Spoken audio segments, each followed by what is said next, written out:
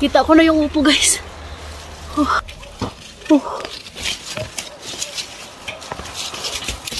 Hello guys, magandang hapon po sa inyong lahat. Kakagising ko lang kami ni Katyusha, tapos lumabas ako, nagmuni-muni sa labas. Tapos nung tiningnan ko yung kuan ba, apple, nakita ko kasi yung ampalaya. Sabi ko, paano kaya yan kunin kay sobrang taas. Tapos guys, na ako ipakita ninyo. I'm so excited. Oh my gosh, kasi akala ko talaga hindi sila namunga. What is that? May upo! Guys, tingnan nyo yung upo ko. Kaya pala wala akong makitang bunga kasi andun sa pinakadulo. Paano natin yan kunin? Aakyatin ko yan. Oh my gosh. Ay nako. Thank you Lord. Hindi pwedeng hindi yan makukuha. I'm so happy talaga guys, as in hindi ko inakala na mamumunga yung upo. Is it masarap? Uy! Oo, yes, that is vegetable. Yan yung tiningnan ko, ang palaya. Sabi ko, paano ko kaya yan kunin? Yan.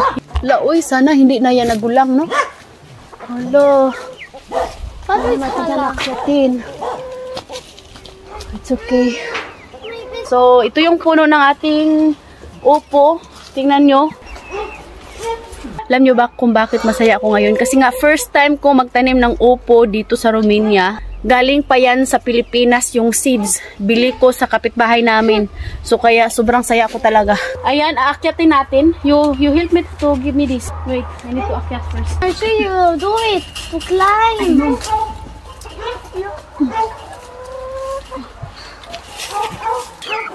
Hey! Nasa pinakadulo talaga. Mommy, I'm sure, Mommy, I'm afraid. Okay naman.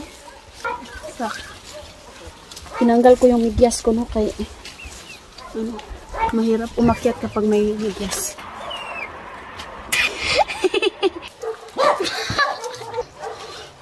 Mommy, can I do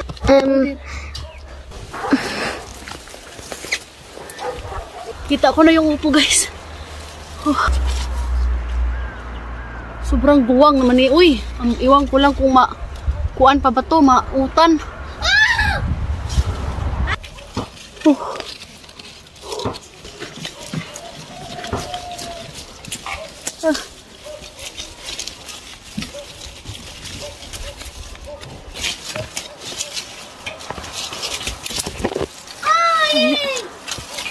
Give me the upo, Mommy. Ayan guys, nakuha ko na. Mommy, be careful, please. Oh, they pray for the God, Mommy. Oh no, my mother is stuck.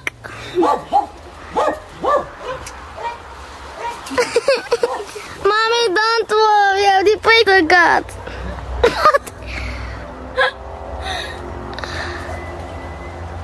Mommy, give me the oppo. Wait. You are afraid? Alam nyo ba guys, noong bata kami, yung puno ng kape, dun kami sa taas magdakop-dakop. Finally, nakuha ko na yung What is that, Mommy? upo. That is a pumpkin? No. Is it masarap? This is gulay. Heidi, help me. Dalawa siya. Kaso nga lang parang, ano na yata, gulang na yung isa ba. So, hindi ko na lang siya kunin. Kunin ko na lang yung buto niya para may pangtanim tayo next time. Sarap yan. Lagyan ng sardinas. Oh my gosh, Mommy, thanks God. They pray. Next time, we need to search the upo.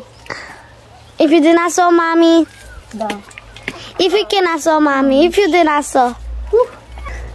Oh. Yan. So, ayan. Tingnan natin kung pwede pa ba ito.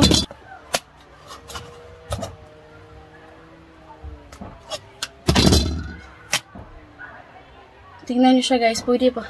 Pwede pa ba ito?